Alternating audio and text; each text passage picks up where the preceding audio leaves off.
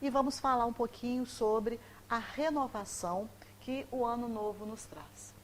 Porque todo início de ano, nós geralmente paramos para fazer uma avaliação, um balanço do ano que passou, e geralmente nós vamos fazer também uma projeção, metas, objetivos para aquele ano que se inicia.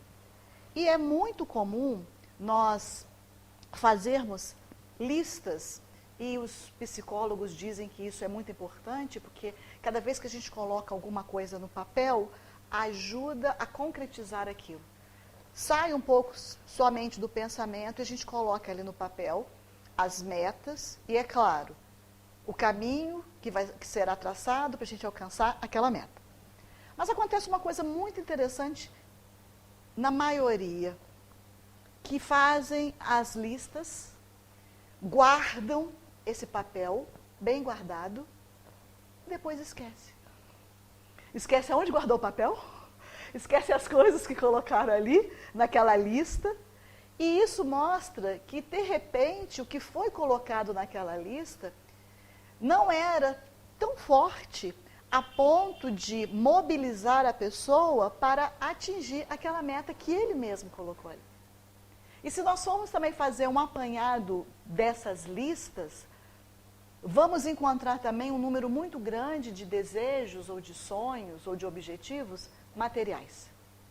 Então alguém vai escrever lá, esse ano eu quero emagrecer, porque engordar ninguém quer, né? Eu quero uma promoção no emprego, eu quero um relacionamento mais sólido, alguns querem ser mães e pais, alguém quer fazer um estudo mais avançado, alguém tem um sonho de fazer uma viagem, às vezes internacional.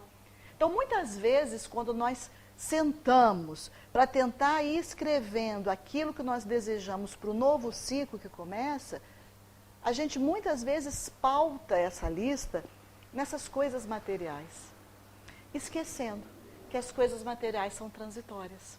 E que quando nós retornarmos ao mundo espiritual, o que nós vamos levar na bagagem são os nossos valores espirituais, são as nossas virtudes. Não está errado fazer uma lista de desejos para o início do ano, mas é bom, ao lado desses desejos materiais, colocarmos também alguns valores espirituais, morais. Se eu fiz fofoca, que esse ano vou tentar fazer menos. Se eu fui muito ríspido, rude com alguém, tentar diminuir isso. Me tornar um pouco mais pacífico do que eu fui no ano passado. Então, esses valores também são muito importantes que a gente pense neles, que a gente elenque nessa lista e que a gente se esforce para poder, quando chegar lá no dia 31 de dezembro de 2024, a gente olhar para trás e falar, legal, eu consegui fazer, não tudo, porque a gente sempre coloca muito mais do que a gente consegue, mas eu consegui vencer alguns dos meus propósitos do início do ano. E nós vamos lembrar que essa data, ela é meramente simbólica. O que o calendário registra são os movimentos do nosso planeta. Nós temos uma estrutura que foi criada pelo homem para que nós pudéssemos nos organizar diante do tempo, para ter uma organização. Então, essa passagem de 31 de dezembro para 1º de janeiro, os primeiros dias de janeiro que nós estamos agora, ele é simbólico. Por que ele é simbólico? Os países que estavam em guerra em dezembro do ano passado, continuam? Ou acabou? As pessoas que estão hospitalizadas, tiveram alta só porque mudou o ano? As pessoas que estão passando por dificuldades, deixaram de passar por elas só porque o ano virou? As pessoas que estavam bem, continuam bem apenas porque o calendário passou de um ano para o outro? Não. Então, é uma data simbólica que mostra que o nosso planeta leva um tempo para girar em torno do Sol, que é mais ou menos, né, que é 365 dias e 6 horas, e essas 6 horas acumuladas de 4 em 4 anos vai gerar um dia a mais, que é o dia 29 de fevereiro, que é o que nós vamos ter esse ano, que é o ano bissexto. Mas marca o final de ciclo e início de outro? Com certeza. né? Porque isso já gera essa mudança de ciclo e todo o ambiente que está ao nosso redor, a gente não pode ser insensível a esse tipo de coisa. O que nós não podemos é colocar, de repente, muita expectativa apenas por causa de uma mudança de ano. É muito interessante ver as reportagens na televisão. O que você deseja? Ai, um país melhor, um país mais feliz, um país feliz. Beleza, externamente. Mas o que a gente está fazendo internamente para transformar esse país nesse país que a gente quer? E muitas vezes a gente pensa que as coisas têm que acontecer do lado de fora, que as mudanças são externas para nos atingir. E não é assim. As mudanças são internas. Quando nós mudarmos e mudarmos para melhor, a sociedade como um todo também modifica, também melhora. Então isso é muito importante da gente pensar e analisar. E esse início desse ciclo, início de outro, ele é uma oportunidade para quê? Uma ideal importante para a gente renovar as nossas esperanças. Porque ele realmente dá uma injeção de ânimo na gente. Não que a gente precise fazer esses propósitos no início do ano. Em qualquer momento do ano de 2024 a gente pode fazer. Mas envolvido ainda nas emanações natalinas e no momento da virada do ano, é uma época que nos traz uma injeção de ânimo melhor, onde a gente fica mais predisposto a poder pensar em algumas mudanças, renovar as nossas esperanças para tentar fazer diferente do que a gente já fez até agora. Porque se eu estou querendo mudar, eu preciso fazer diferente. Se eu faço sempre a mesma coisa do mesmo jeito, os resultados serão idênticos. Então, para que a gente se renove, se modifique e ir para melhor, é preciso que a gente queira e faça alguma coisa para essa mudança. Nós trouxemos aqui uma passagem do Herculano Pires. Herculano Pires foi um dos homens de maior expoente de divulgação da doutrina espírita no Brasil. Muitos livros publicados, traduziu as obras de Allan Kardec, era palestrante, escritor, professor, jornalista, e foi um homem muito ativo durante a sua existência dentro do movimento espírita. Ele viveu encarnado, nessa última encarnação, de 1914 a 1979. Teve 4 filhos, uma das filhas dele, a Heloísa Pires, dá continuidade ao trabalho dele, é palestrante, tem livros publicados também, muito engajada dentro do movimento espírita. E a Heloísa tem um livro, que é Herculano Pires, O Homem no Mundo, onde ela, nesse livro, descreve esta frase.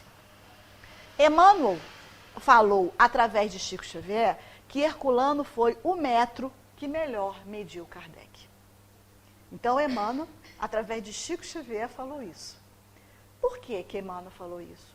Porque daquele momento em que Herculano estava encarnado e nas tarefas espíritas que ele estava se dedicando, ele foi muito fiel a tudo aquilo que Kardec redigiu, escreveu e produziu, e ele, na sua tradução, procurou ser muito fiel, captando até mesmo a essência do codificador em muitos momentos. Então, por isso que Emmanuel diz que ele foi o metro, foi a pessoa que mediu de uma maneira muito apropriada Kardec. E o Herculano Pires tem um livro chamado O Infinito e o Finito. E no finalzinho do 7º capítulo desse livro, ele vai falar para a gente sobre esse momento que a gente está vivendo, de encerrar um ano e começar o outro. E aí ele nos diz, cada ano que finda em nossa existência temporária na Terra, infelizmente não vamos ficar aqui para sempre, né, gente? Se alguém tinha essa esperança, não vamos ficar, é temporário. Vai chegar uma hora que nós vamos partir daqui. Então, cada ano que finda em nossa existência temporária na Terra é uma fração do tempo que usamos, bem ou mal, em nosso processo evolutivo. O fim do ano é, assim, uma oportunidade para avaliarmos o nosso bom ou mau uso do tempo. Então, é o momento de fazer uma parada. Como que eu usei o meu tempo o ano passado? Mas por que eu tenho que fazer uma avaliação do que passou? Porque dentro daquilo que eu avalio, eu posso modificar para frente. Se eu não faço uma avaliação, tem muita gente que tem muito receio de avaliação, de qualquer tipo de avaliação. A avaliação ela é muito positiva. Por quê? Porque ela promove mudanças. Então, qualquer tipo de trabalho, de emprego, atividade escolar, quando se para e avalia o que a gente fez nesse período, o que deu certo, o que não deu, para a gente poder modificar e dar certo. Então, isso é muito produtivo. Então, ele vai falar sobre isso. O que a gente fez? A gente fez bom uso do tempo ou fez mau uso do tempo? É bom para avaliar. E, diante disso, a gente pode levantar alguns questionamentos. O ano que passou, eu enxuguei mais lágrimas ou derramei lágrimas em alguém? Eu sequei as lágrimas de alguém? Ou eu provoquei, com o meu comportamento, com as minhas palavras, com as minhas atitudes, o choro de alguém? O ano passado, eu busquei a saúde física, mental, emocional e espiritual? Ou negligenciei alguns desses aspectos? Porque nós não somos só espírito, não somos só corpo. Estamos encarnados, então nós somos espírito, corpo e perispírito. Então nós temos que olhar e analisar esses vários campos da saúde, mental, emocional, espiritual e física. Eu trabalhei por uma convivência mais pacífica no lar, no trabalho e na sociedade? E aí, quando eu estava preparando esse estudo, eu lembrei, e eu tento me corrigir, mas quando a gente vê, a gente já fez, né? Porque era muito comum, agora não, porque os filhos já cresceram, mas quando eram menores, mãe, cadê isso? Está no armário. Mãe, não estou achando não. Mãe, cadê? Está no armário. Mãe, não estou achando. Eu já não falei que estava no armário, se eu for aí. Como é que a gente se exaspera com muita facilidade diante de coisas do dia a dia? Então a gente tem que ser mais pacífico. Mãe, onde está? Eu vou achar. Vamos lá. E vai lá e mostra. Por que agir dessa forma? Casa, trabalho, no ambiente social que a gente está. Ah, mas eu não tenho nada a ver com essa guerra que está acontecendo do outro lado do mundo. Tem. Quais são as emanações que a gente está gerando? Quais são os nossos pensamentos? Nós somos todos interligados. Esse mundo é uma imensa teia de aranha. E está todo mundo grudado nessa teia. Então, aquilo que eu emano, aquilo que eu penso, aquilo que eu desejo, aquilo que eu falo, isso vai para a psicosfera. E quem está na mesma sintonia, capta. Então, nós somos responsáveis, sim, por tudo que acontece. Agora, se a gente começa a ser mais pacífico, como que eu vou ser pacífico? Uma situação dessa é tão drástica, é tão triste. Fazer prece. É o que está ao nosso alcance. E fazer prece para os dois lados. Porque não adianta a gente tomar partido de um, porque o outro também é irmão nosso. Então, muitas vezes, a gente assiste uma notícia na televisão e a gente fica do lado da aparente vítima. Coitado. Aconteceu isso com fulano. Agora o outro, olha lá, tinha que morrer. Peraí. Jesus falou isso em algum momento? Porque ele é o nosso modelo e guia. Então, a gente tem que ter um padrão de crença e uma atitude coerente com esse padrão de crença. Quando eu falo, eu sou filha de Deus, nós somos filhos de Deus, eu tenho que olhar o outro como meu irmão. E pensar nisso na hora que eu gero essas emanações, esses pensamentos. Esses irmãos que cometem atrocidades, equívocos, que estão presos ou não, homens terríveis que já passaram pela história, foram criados por quem? Por Deus. Assim como eu e vocês. Então, a gente tem que pensar nisso. Queremos um mundo mais pacífico, uma convivência. Estamos sendo pacíficos no nosso dia a dia, no nosso relacionamento? E o outro questionamento. Eu estou mais próximo daquilo que eu gostaria de ser ou eu estou mais distante? O que eu quero ser? Como é que eu quero voltar para o mundo espiritual? Melhor? E o que eu estou fazendo para me melhorar? Porque cada um de nós sabe as imperfeições que nós temos. A gente sabe aquela pedrinha que está lá no sapatinho, incomoda a gente sabe. Não precisa ninguém apontar o dedo e falar. O que eu estou fazendo para me melhorar nessas minhas imperfeições? E eu não preciso também abraçar todas, não. Eu posso escolher uma e tentar, burilando, trabalhando essa. E o Herculano Pires ainda continua nesse capítulo. O ano chega ao fim.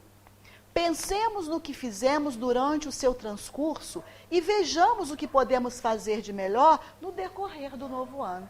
Vocês viram que eu colei dele, né? Que eu falei. Mas, se verificarmos que perdemos o ano que finda, não nos desesperemos. Temos pela frente um novo ano, ainda intacto, como um presente do Eterno para o nosso desenvolvimento na sua duração. Então, não é ficar chorando pelo leite derramado. Passou, passou. Aquilo que eu fiz lá atrás, que foi bom, eu vou repetir. Aquilo que não foi, eu vou modificar. Então, essas devem ser as nossas propostas para que a gente possa, como indivíduo, como espírito, se melhorar a cada dia. E isso sem cobrar perfeição da noite para o dia. Não é dormir uma peste no dia 31 e acordar um santo no dia 1º, porque isso não vai acontecer com ninguém. Isso é uma mudança gradativa. Então, a gente vai admitir e acolher as nossas sombras com amor para permitir que a luz brilhe mais forte. Mas que luz é essa? É a luz que a gente tem dentro da gente. A nossa luz interior. Isso é convencimento eu falar que eu tenho uma luz interior? Não, porque quem falou isso foi Jesus. Quando ele disse, brilha a vossa luz. Ele não falou, cria, acende, né? Não falou nada disso, inventa. Ele falou, deixa brilhar. Então a luz já está lá, dentro da gente. O que nós precisamos é porque ela está obscurecida. O que nós temos que fazer é com que a sua luminosidade resplandeça. E que esse iluminar nos ilumine aquilo tudo que está ao nosso redor. Sabe aquela pessoa que chega assim, gente, nossa, eu gosto de ficar perto de fulano, me sinto bem, tem uma luz. Não é bacana? Então nós podemos ser essa criatura que traz essa luminosidade. Para isso, nós necessitamos de quê? De coragem.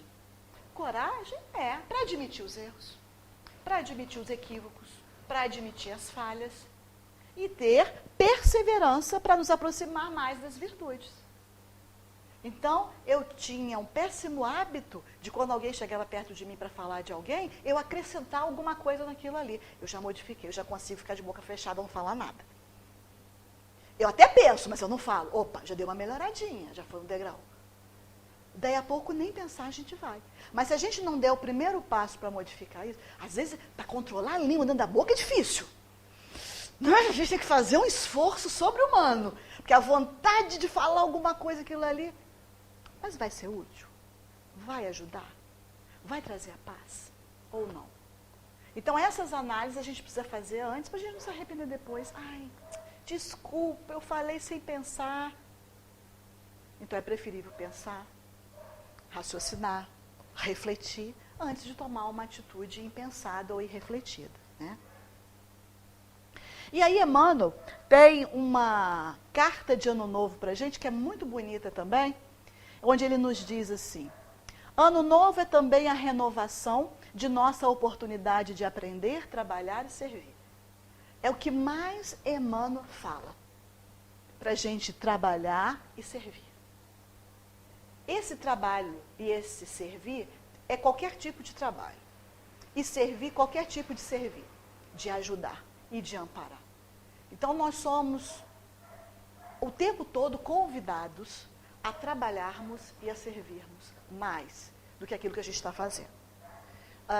E o que a gente está fazendo ainda é pouco. Então, aumentar um pouco essa carga de aprendizado, de trabalho e de serviço. O tempo, como paternal amigo, como que se reencarna no corpo do calendário. Achei magnífico ele falar isso, que o tempo reencarna no corpo do calendário, descerrando nos horizontes mais claros para a necessária ascensão. Porque o tempo ele é importante, porque ele traz aprendizado, ele traz experiência, ele nos ajuda. Esse negócio de achar que o ano está passando, a gente está envelhecendo, a gente tem que ter coisa boa para envelhecer, né? Não é só a máquina começar a pifar, não. A experiência, o conhecimento, o aprendizado é muito maior. A experiência que a gente tem hoje é muito maior do que a gente já tinha ontem, imagina 5, 10 anos atrás. Então, esse tempo, ele é um paternal amigo. É um amigo paternal de pai. Lembra-te de que o ano em retorno é novo dia convocar-te para a execução de velhas promessas que ainda não tiveste a coragem de cumprir. Lembra lá na nossa listinha que a gente falou antes? que a gente esquece, que a gente às vezes não sabe o que a gente colocou? Será que foi falta de coragem de cumprir? Eu quero emagrecer, mas eu não quero deixar de comer doce. Eu não quero deixar de comer a quantidade que eu como. Então, como é que vai conseguir? Então, quando a gente tem um propósito firme, né, a gente se propõe aquilo ali. E outra coisa muito interessante, quem já fez dieta, eu falo de cadeirinha. Você começa a fazer, o que aparece de gente para te oferecer aquilo que você não pode comer, não é brincadeira. Então, é um teste de perseverança e de boa vontade. Eu, durante a pandemia, adquiri uma diabetes. E eu sempre fui uma formiguinha. Eu já tinha, assim, uma ideia de que isso iria acontecer, porque eu sempre gostei muito de doce. E eu achei que eu não ia viver sem doce. Estou vivendo. E consigo recusar quando alguém me oferece. E aí, às vezes, a pessoa fala assim, mas é umzinho. Eu falei, mas de umzinho, a gente vira 1000. Se não pode, não pode. O que eu quero? Viver e viver bem, com qualidade de vida. Eu preciso abrir mão disso, então eu vou abrir mão disso. Então eu preciso ter coragem. E eu não como escondido não, tá, gente? Eu não como escondido.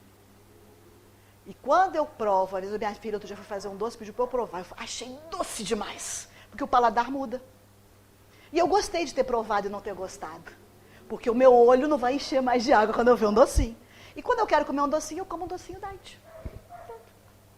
Então são situações que a vida nos impõe. Diante disso, eu podia sentar e chorar ou me adaptar a viver diferente daqui para frente. E foi a opção que eu quis. Então essas opções, elas estão sempre na nossa frente. As escolhas são nossas. As decisões são nossas. E ele continua. Se tens algum inimigo, não é o nosso caso, tá, gente? Ninguém aqui tem inimigo, não preocupa com isso não. Faz as horas renascer-te o caminho da reconciliação. Por que Emmanuel fala isso? Porque quando a gente tem uma inimizade, quando a gente tem uma mágoa, quando a gente tem um rancor de alguém, a gente acumula esse veneno dentro da gente. O outro, às vezes, não está nem aí. Está levando a vida dele numa boa. E a gente aqui se amofinhando. Então, na hora que a gente perdoa, isso faz bem para a gente. Perdoar é saudável para a gente. Ah, mas o que ele me fez, o que ele fez, ele vai ter que dar conta com a consciência dele do que ele fez. Agora, o que você vai fazer com isso? Ah, mas não dá para esquecer. Perdão também não é esquecimento. O perdão é você não sentir a dor na mesma gravidade quando aquilo te foi feito. É mesmo uma coisa que você olhar uma cicatriz que você tem no corpo. Você olha para a cicatriz e você lembra o que foi que aconteceu para você ter aquela cicatriz, mas você não vê sangue saindo e nem sente a dor agora. Então, quando você lembrar daquele fato, sem dor e sem sofrimento, o perdão está começando a germinar. Se foste ofendido, perdoa. De novo. De novo. É porque Emmanuel gosta de tocar na ferida, né? A fim de que o amor te clareie a estrada para frente. Porque se a gente se melindra, se a gente se ofende, a gente não anda. São obstáculos que são colocados no nosso caminho. Se descansaste em demasia. Ele não está dizendo que é proibido a gente descansar, muito porque esse corpo precisa de descanso. A gente precisa do repouso. Ele está dizendo descanso em excesso, em demasia. Volte ao arado de tuas obrigações e planta o bem com destemor para a colheita do porvir. Nós sempre temos oportunidade de trabalhar e servir, foi o que ele falou antes. Sempre a gente pode ajudar de alguma forma. Né? Ou um trabalho voluntário, ou um trabalho profissional, ou um trabalho para alguém da família, dentro de casa. Enfim, nós sempre somos convidados a trabalhar. Se a tristeza te requisita, esquece-a e procura a alegria serena da consciência feliz no dever bem cumprido. Ah, quer dizer que a gente não pode ficar triste? Podemos. Hoje mesmo nós tivemos presente a um velório enterro de um marido de uma companheira. O ambiente era festivo? Claro que não. Mas a gente não pode estacionar na tristeza. Eu ainda brinquei com ela, falei assim, curte o luto, que nós estamos esperando você para o trabalho. Vamos voltar para o trabalho. Né? Então a gente precisa disso. Renovar a alegria de viver. Nós temos muito para agradecer. Novo ano, novo dia. Sorri para os que te feriram e busca harmonia com aqueles que não te entenderam até agora. Muitas pessoas não nos entendem, não compreendem, mas às vezes não é por maldade, não.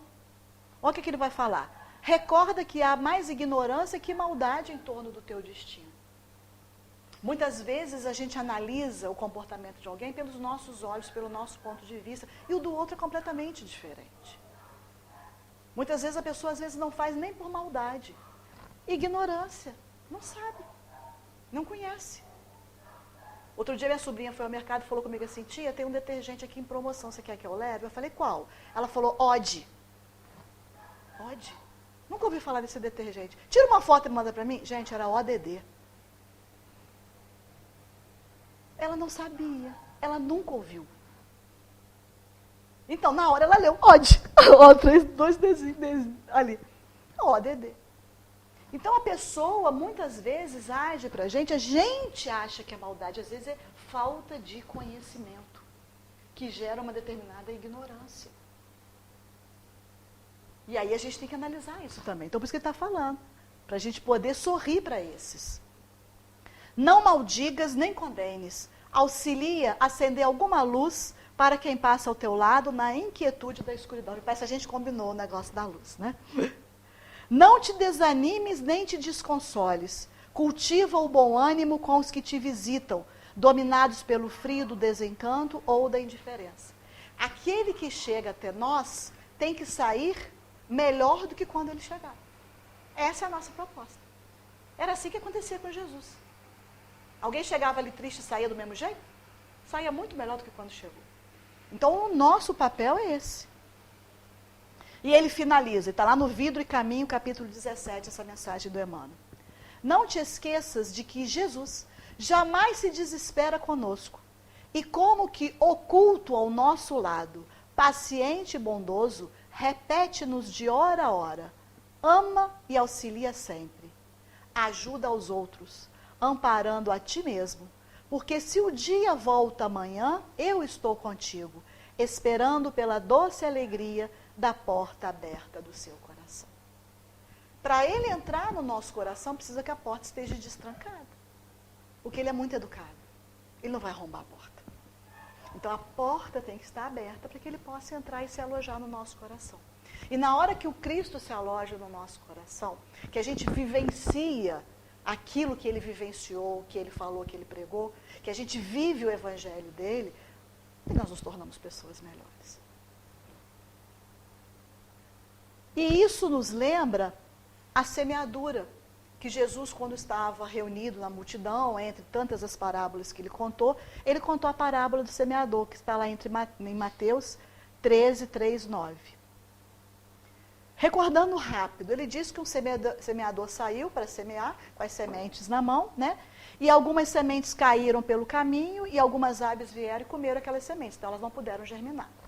Outras sementes caíram entre espinhos, que foram crescendo, mas os espinhos sufocaram e essas plantas também não conseguiram germinar. Outras sementes caíram entre pedras, como o terreno ali, as raízes não conseguiam aprofundar por causa que era um terreno de pedregulhos, a raiz não pôde se aprofundar, a plantinha começou a germinar, mas o sol muito quente acabou queimando. Como não tinha uma raiz profunda, elas não tinham resistência, então morreram também. E o último terreno que ele vai semear é o de terra boa, que ele semeia e ele consegue recolher frutos depois. Quando Jesus conta essa parábola do semeador que saiu para semear, e a gente parece assim à primeira vista que esse semeador ele era muito negligente. Porque como é que ele sai para negligenciar e ele não escolhe o terreno? Porque qualquer pessoa que vai semear, ela vai escolher o terreno, ela vai arar o terreno para plantar direitinho. Mas Jesus está mostrando para a gente que nem todo mundo é consciente do seu plantio. Que muitas pessoas querem semear, mas não percebem o terreno que estão jogando as suas sementes. Jogar sementes em terrenos improdutivos dificilmente vai germinar. Então é necessário que esse terreno esteja bom, preparado para o plantio, para receber as sementes e que ele possa germinar. Então, essa passagem do semeador, essas passagens de Ano Novo que a gente está falando, nos convidam ao despertar para a luz divina, que reflete no espírito de cada criatura. a luz divina do plantio, das sementes imperecíveis do amor, da caridade e da justiça nos corações de toda a humanidade. Como assim? Nós podemos sair para semear. E podemos semear em vários tipos de terreno. E esse terreno, mesmo que seja um terreno inadequado para a semeadura, nós podemos transformá-lo num terreno bom. E assim, muitos fizeram. Muitas pessoas saíram e conseguiram semear, e a gente tem aqui alguns exemplos. Paulo de Tarso andou em combate perseguindo cristãos até o encontro com Cristo. Então, a vida de Paulo, enquanto era Saulo, foi de perseguir os cristãos e de cometer muitas atrocidades. Até que ele tem um encontro com o Cristo, né, na estrada de Damasco, e dá uma guinada na sua vida, uma renovação. Fecha um ciclo e abre outro ciclo. E aí ele nega a si mesmo, até que ele muda até de nome, numa perspectiva de eu não sou mais aquele homem, eu sou um novo homem, daí porque a mudança de nome de Saulo para Paulo. Ele se arrependeu daquilo que ele tinha feito antes, e aí ele tomou a sua cruz e seguiu Jesus até o fim de suas tarefas materiais, que não foram fáceis. Para ele semear, o terreno foi árido, mas ele perseverou, ele não desistiu, e ele conseguiu. Então, quando ele retorna para a pátria espiritual, ele retorna triunfador. Ao término do trabalho de semeador, embora cansado, abatido e vencido, saiu da terra na condição de verdadeiro triunfador. O outro exemplo que nós temos é do nosso codificador Allan Kardec. Kardec era um professor ilustre, conhecidíssimo em toda a França, ajudou na educação do país, dinamizou muitas coisas, foi aluno de Pestalozzi, então entendia muito da área educacional. Era uma pessoa de nome renomado. Quando ele tem contato com os fenômenos dos espíritos, ele já estava com uns 50 anos de idade.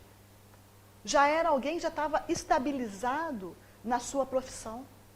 E o que ele faz? Ele abandona essa carreira de professor renomado, conhecido toda a França, e arriscou a própria reputação em busca de um novo ideal. Porque quando ele começa a mexer com essas coisas de espiritismo, muitos amigos deles virou as costas para ele. Muitas pessoas que tratavam ele com uma certa reverência, viraram as costas para ele. Foi fácil para Kardec? Não. Até adotou um pseudônimo em prol do espiritismo. Por quê? Até ali, aquele momento da vida, era o professor Hipólite. Educador, com livros publicados, com a ajuda no processo educacional da França. Daquele momento para frente, quando é publicado o Livro dos Espíritos, é Allan Kardec. São duas etapas, dois ciclos da mesma existência. Abriu mão das suas próprias convicções para ser fiel ao pensamento dos espíritos que o orientavam. Porque também não foi de um dia para o outro.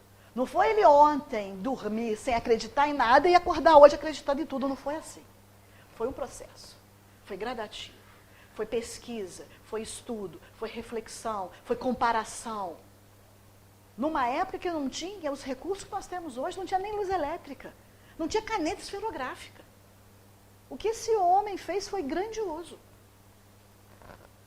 O outro exemplo, Madre Teresa, que também mudou de nome, né? O nome dela não era Teresa, era Agnes. E ela entrou num convento na Irlanda, e nesse convento, num determinado momento, eles estavam requisitando freiras para ir para a Índia, para atuar em missões. E ela então se prontifica a ir para a Índia. Vai para a Índia, fica no convento, ainda demora um pouco para ela ir para as ruas de Calcutá, para ajudar os pobres da rua, porque não queriam deixar, né, a direção do convento. É uma história também muito bonita. Aí ela assume o nome de Teresa e começa a ajudar os pobres da periferia de Calcutá. Passava mais horas do lado de fora, só voltava no convento para dormir. Até que chega um momento que ela rompe com aquela irmandade, funda a sua própria irmandade, começa um trabalho diferenciado dali para frente. A caridade era a sua bandeira de amor. Viveu para fazer a caridade. Louis Braille. É o Braille do Braille, né? Que ajuda os deficientes visuais a ler e escrever. Aos 3 anos, ele se feriu no olho esquerdo com uma ferramenta pontiaguda do pai. O pai tinha uma oficina, tinha ferramentas, o menino com 3 anos machuca o olho. E a infecção desse olho passou para o outro. E ele ficou cego, totalmente cego. Quando ele tinha 15 anos de idade, ele criou um novo método de escrita e leitura, com pontos e relevos que revolucionou a comunicação entre deficientes visuais. Hoje nós temos audiobook, né? Então o deficiente visual vai ouvindo e ele pode saber o teor de um livro ouvindo. Mas nessa época não era assim, não. Para as pessoas que tinham deficiência visual estudarem, não estudavam. Tinha que alguém ler tudo para ele, tinha alguém escrever tudo para ele. E esse rapazinho com 15 anos, quebrando a cabeça, resolve criar uma maneira de facilitar a vida dos deficientes visuais. E que é algo que até hoje ainda é usado. E esse exemplo, Nick Vujicic, ele é um australiano, nasceu sem pernas e sem braços, causada por uma falha na formação embrionária. E ele podia chorar o dia inteiro e não fazer mais nada. Mas não. O que esse rapaz faz? Ele aprendeu a escrever e a digitar com a boca, formou-se em economia e contabilidade, se casou, é pai, e ajuda com a conta dos filhos, tá? Virou escritor de um best-seller, já falou para mais de 6 milhões de pessoas em 50 países. Em 2016, se eu não me engano, ele esteve no Brasil, fazendo palestras motivacionais. São exemplos, alguns exemplos de pessoas que fecharam um ciclo, abriram outro e conseguiram, para servir para a gente de inspiração. Nós podemos também fazer mais e melhor do que nós estamos fazendo. E nós? Nós estamos dispostos a nos renovarmos como esses exemplos, buscando nos aproximar mais do Cristo, com atitudes benéficas em nosso benefício e benefício do próximo? Porque essas pessoas que eu listei aqui mudaram a sua vida, se beneficiaram com a mudança, mas essa mudança ajudou a muita gente. O que Paulo de Tarso fez não foi só para ele, de divulgar o Evangelho do Cristo por fora de toda a Palestina. O que Kardec fez não foi só para ele, nem só para a França. O que Madre Teresa fez, que tem irmandade pelo mundo afora, seguindo seus preceitos de caridade, o Braille e esse outro rapaz, o Nick também. Então nós podemos seguir o passo do Cristo, nos beneficiando e também beneficiando o próximo que está perto de nós. Então o Ano Novo, ele nos convida a um olhar diferenciado perante tudo e todos, e especialmente a renovação de nós mesmos. Renovação de quê? De ideais, de sentimentos e de ações. E de atitudes que nós podemos fazer. Que possa ser um marco na nossa vida. Dar as boas-vindas a um novo ano representa abrir-se à possibilidade de novas experiências e aprendizagens, fortalecendo valores e transformando más inclinações em boas atitudes. Ações consideradas fundamentais para a formação de homens novos. Porque o homem velho é aquilo que a gente já estava fazendo antes. E que não ajudou a gente subir na nossa escalada evolutiva. Então, nós queremos nos melhorar, o que nós estamos fazendo para isso? Então, é o momento de fazer esses novos propósitos daqui para frente. E aí a gente tem esse exemplo. Não, mas esse aqui é magnífico. Gente, quem não conhece? Outro dia um colega meu falou assim comigo, eu sabia que você ia falar dele, porque eu gosto muito dele. Quando eu chegar no mundo espiritual, eu quero saber onde está, que eu quero conhecer. Porque quando eu estou com dificuldades em qualquer coisa, eu lembro desse homem, e aí no instantinho a coisa melhora, né? O Jerônimo Mendonça nasceu em Ituiutaba, né, mineiro, nasceu em 1939 e desencarnou em 1989, 50 anos de idade. Quando ele sempre teve problemas de saúde na infância, mas quando ele tinha 18 anos, esses problemas agravaram, ele teve uma artrite reumatoide. E com 20 anos de idade, ele ficou tetraplégico. perdeu totalmente os movimentos. Era do pescoço para baixo, ele só movimentava a cabeça. E ele não podia ficar deitado numa cama, porque se ele ficasse horizontalmente, ele sentia dores atrozes. Então, naquela época, foi criado para ele uma cama ortopédica. Então, a cama fazia esse movimento, para poder ele não ficar só na horizontal. E ele ficava de 15 em 15 minutos, tinha que trocar, colocar mais alto ou mais baixo, porque as dores que sentiu eram muito fortes. Bom, ele tem uma infecção no olho, parecido com o que aconteceu com o Louis Braille. Essa infecção passa para o outro olho e ele acaba ficando tetraplégico e também deficiente visual. Com 20 anos de idade. Estava nessa cama, dependia de alguém para tudo. Se não desse água, ele morria. Se não desse comida, se não desse banho, tudo. Não mexia. Só mexia a cabeça. E perdeu a visão. Tá pouco? Ainda era cardíaco. E se tinha tantas dores que para ele dormir e aliviar as dores, colocava-se um saco com 30 quilos de areia no peito dele para tentar ajudar, né, a aliviar um pouco isso aí. Porque não tinha os recursos da medicina que a gente tem hoje em dia. Então, tá bom, ele era espírita. Né? E o que ele fazia? Ficava em casa pelo telefone falando com os outros espíritas? Não. Rodava o Brasil inteiro fazendo palestra. Colocava essa cama dentro de uma Kombi, ia para o Paraná, ia para Goiás, ia para Minas, não sei mais o que. Ele trazia ele, subia aqui, botava ele aqui, botava o microfone perto dele, ele falava. Mas só isso que ele fazia, Verônica? Não, ele foi escritor. Mas como assim? Ele não enxergava. Ele escrevia antes de perder os movimentos da mão e ficar cego, e depois ele é coautor. Né? Tem o escriba, o que escrevia para ele e ele editando. Ele tem 6 livros publicados.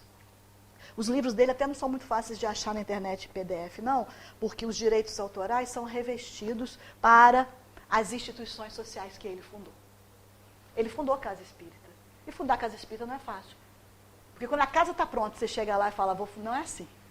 Fundar é começar a construir nos alicerces. Aí ele viu o terreno, aí tinha que ter dinheiro, aí tinha que fazer campanha para conseguir dinheiro. E ele é à frente disso tudo. Gravou LPs com mensagens, porque, né? Naquela época não era CD, era LP, que grande. E aí ele gravou com mensagens, para as pessoas colocarem aquilo na vitrola e ouvir mensagens. Fundou uma creche para crianças carentes, que existe até hoje lá na cidade de Ituiutaba. A história para fundar essa creche, gente, é muito legal. Não vai dar tempo de a gente contar hoje, não. Ele vai atrás do Roberto Carlos. Roberto Carlos que deu dinheiro a ele, para ele fundar essa creche. A história é muito legal. Construiu uma gráfica. Para publicar os livros dele? Não. É porque ele queria, na instituição espírita, distribuir mensagens. E estava ficando muito caro. Então ele falou, se a gente tiver uma gráfica, vai baratear para a gente. E vamos nós trabalhar. Ele, a equipe dele, os amigos, né? Pessoal. A mãe dele falava assim, ela teve, acho que 10 filhos. Aí ela falava para esse Jerônimo, eu tive 10 filhos, você é o único que não anda e você é o único que não para em casa. Porque ele rodava. E era assim também. Esqueciam ele também, viu, gente? Ia para o velório de alguém, já esqueceram ele no cemitério, o pessoal voltou. É um monte de história que tem. E ele contava essas histórias rindo. Alegre. Não era triste, chorando, me esqueceu. Não era nada disso. Por isso que eu falei que ele é um bom exemplo. Porque ele conta as histórias, existem vídeos na internet, dele mesmo relatando um monte de coisa. Dele. Achando graça. Contando aquilo de uma forma bem humorada. E ainda viajou pelo país todo nessa situação. Né? Uma vez foram tirar ele da Kombi para um enterro, passou um rapaz embriagado e falou, ih, caramba, esse enterro aqui tem 2 defuntos, esqueceram o caixão desse, que era para ele. Né? E aí perguntaram para ele assim, Jerônimo, você não vai se melindrar? Ele falou, eu me melindrar? Se eu me melindro, quem é que vai me carregar? Quem é que vai me dar as coisas? Não pode ficar com raiva de ninguém, não, eu dependo deles. Eu dependo dos outros. Ele contava piada, né? Deixa eu ver se dá tempo. Uma vez ele adorava ir ao cinema, adorava. E uma vez ele foi ao cinema com essa cama. Botaram ele lá no meio do caminho, porque onde que ia botar? E aí, no escuro, uma moça passou e tropeçou. E a moça ficou nervosa e falou, não é possível. Aonde eu ando nessa cidade, eu encontro esse aleijado. Assim mesmo. Eu vou na praça, ele está lá. Eu vou no parque, ele está lá. Agora, no cinema, ele está aqui. Ele falou, minha filha, eu não tenho culpa se você não para em casa.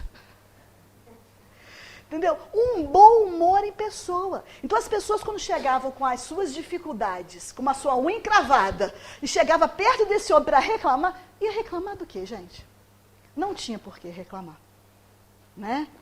E aí, eu encontrei na internet uma mensagem atribuída a ele. Eu estava falando isso com o Renato antes, que eu sempre gosto de trazer a fonte. Como não existem os livros em PDF, um livro tinha, não está nesse livro, que é a Escalada de Luz.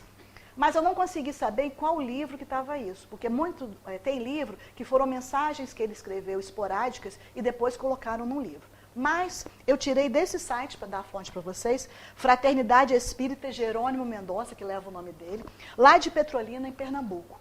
Então, na capa do site, tem essa mensagem, eu achei ela muito bonita. Se foi ele que escreveu, ótimo. Mas se não foi também, a mensagem é bonita. Nós vamos aproveitar o conteúdo dela. Né? Eu só estou dando os créditos, porque de onde eu tirei diz que foi ele. Mas eu não posso garantir a vocês se realmente foi, porque eu não tenho uma fonte assim de um livro para poder citar. Tá? Mas vamos lá, o que ele diz? O tempo sempre é o mesmo. Ele que tudo renova de maneira irreversível, não conhece nada velho e nem deixa nada envelhecer, de vez que tudo está sujeito à sua ação transformadora. Na sua química prodigiosa, renovam-se mundos e seres. Assim sendo, passado e futuro estão no seu eterno presente. E vês, nós é que passamos pelo tempo, não este por nós. Homem novo é aquele que substitui os hábitos inferiores pelas nobres qualidades de caráter. É aquele que abandona as paixões e os desencantos de ontem pelo amor puro, adquirindo assim uma nova visão da vida. O tempo que viu a transformação de Saulo de Tarso em Paulo e de Zaqueu, o usurário, em homem de bem, é o mesmo de hoje. Nem sempre nós temos a coragem de nos renovar dia a dia na riqueza do tempo, que é dádiva de Deus comum a nós. O ano velho continuará o mesmo para aquele que não se renova, e o ano novo será sempre dádiva e bênção para todos quantos se deixam renovar pela divina influência do Cristo de Deus. Então esse ano vai se transformar num ano velho lá no final do ano. Mas nós podemos ser novos, se estivermos renovados. Para a espiritualidade, um ano novo é tempo de renovação de cada um. Aproveitemos todas as oportunidades dessa reencarnação, desse ano que acabou de nascer e de todos os dias que Deus nos concede para fazermos o melhor. Rica de inteligência, profunda em sabedoria e sempre atual, é a citação de Allan Kardec. Reconhece-se o verdadeiro espírita pela sua transformação moral e pelos esforços que emprega para domar suas inclinações mais, como está no Evangelho segundo o Espiritismo. Então, se a gente está se esforçando para dominar, para acabar com essas inclinações más e transformar em boas, esse é o verdadeiro espírita. Então, o verdadeiro espírita não é aquele que já é santo, porque não dá para si, mas é aquele que está buscando se santificar. O que é isso? Ser melhor, menos imperfeito e mais virtuoso. Novos pensamentos levam a novas escolhas. Novas escolhas promovem novos comportamentos. Novos comportamentos geram novas experiências. Novas experiências despertam novas emoções. E nós vivemos de emoções, nós vivemos de sentimentos. Novas emoções inspiram novos pensamentos que vai voltar lá em cima de novo. E esse é o ciclo da vida. De novos pensamentos, de novas escolhas, novos comportamentos, novas experiências, novas emoções e de novo novos pensamentos. Novo dia, novo ano, nova realidade pessoal, desde que renovada a individualidade. Se nós conseguirmos nos renovarmos a cada dia, aí realmente estaremos vivenciando as experiências deste ano novo. Ao passado, a nossa gratidão. Ao futuro, mãos à obra. É tempo de mudar, fazer de 2024 uma nova história. E ainda em tempo de desejar a todos nós um feliz ano novo. Muita paz para nós.